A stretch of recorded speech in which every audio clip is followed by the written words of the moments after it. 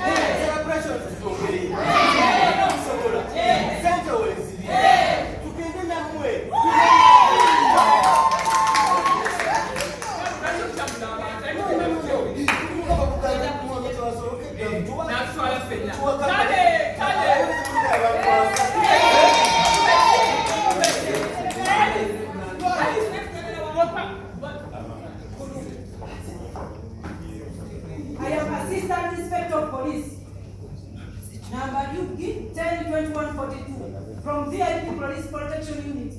I am under special instruction from the Minister Office of State for President to give you this letter.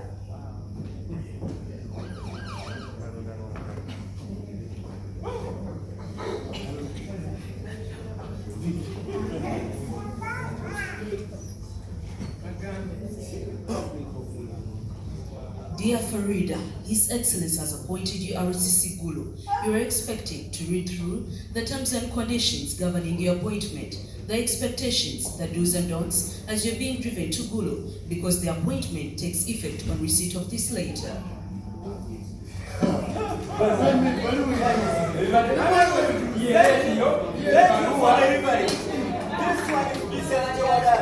The new RCC. We are very happy. Tell the Minister of State that we are very grateful. Katumane celebration, you know, when we are looking for me, even as a you need to get a visa on the way to GULU. On the way to GULU. Immediate effect.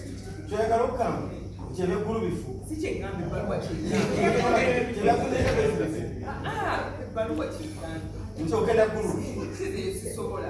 no, that is impossible. Wait. What? Naongea kama nani? Nyamaza. Mchara wangu. Mtukufu Rais wa Uganda anasema na wewe unasema.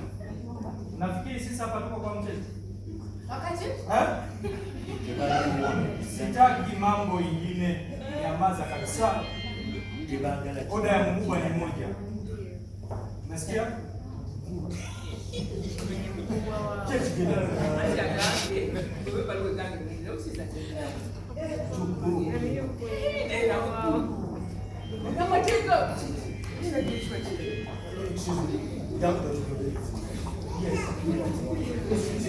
Madam, 5 minutes. I'll make it 10 minutes.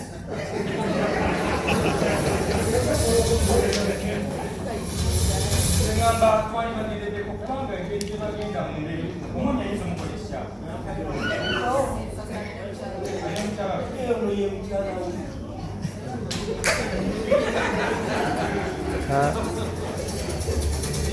kazi kirina amatiiba kiru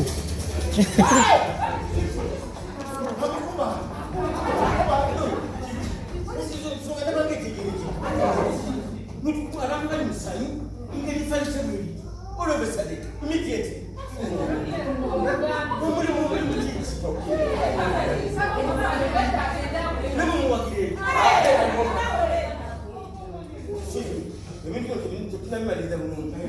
Reverend, never elders in the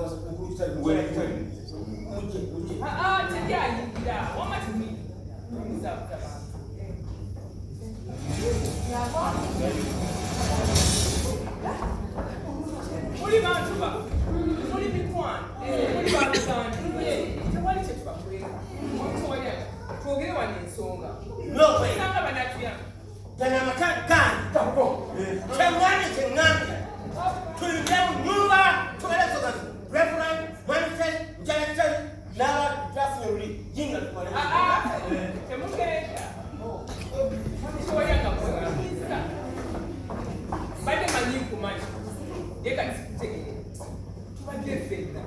Yes, nga tunoonya emirimu.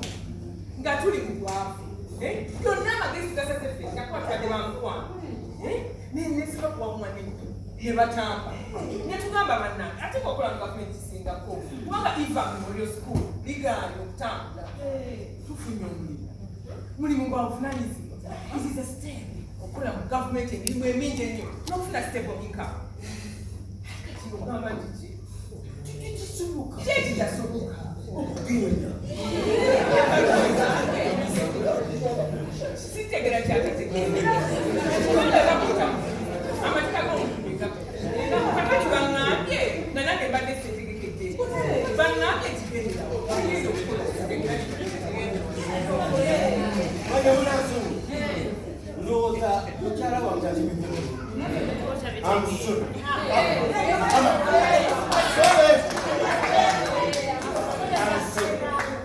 Mukyala wange tutegedde kyekugamba. Nze bwe sinagenda mukyala wange kugenda kati. No, nze kyemugaana kugendera ddala omulimu agugaane.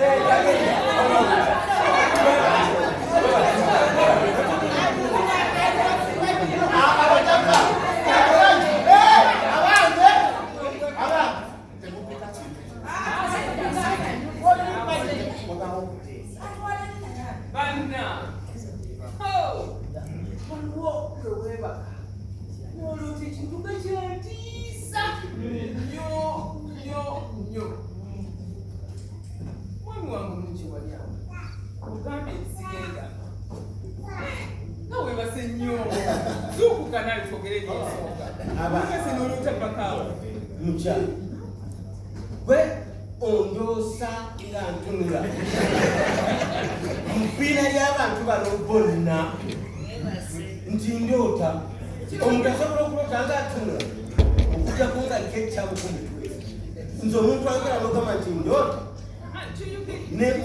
njogera naye nga neebasa sitegedde kikikutamu ekintabu ekyegidde bulungi kugenda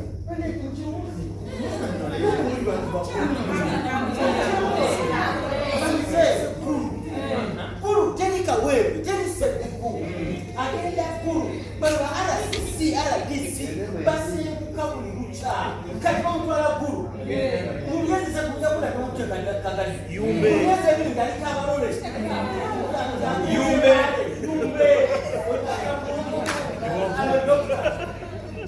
senior secretary, Mulago Hospital, doing a private hospital, our private hospital, which requires my attention on a daily basis. Teaching agency, someone agenda na hii. Tudo no one. I don't just school. Teaching agency, take someone mutusa.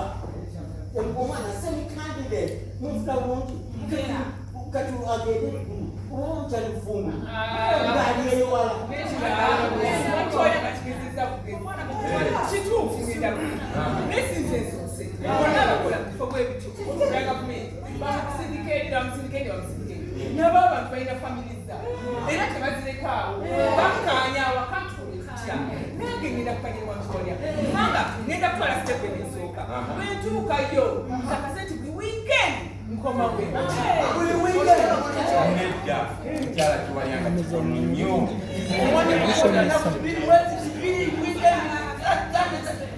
Njagala okutegeeza mu mukyala Kiwanyana nti omwami wandimulekedde obudde kubanga ayina obuvunaanyizibwa okulaba buli waba ayagalidde.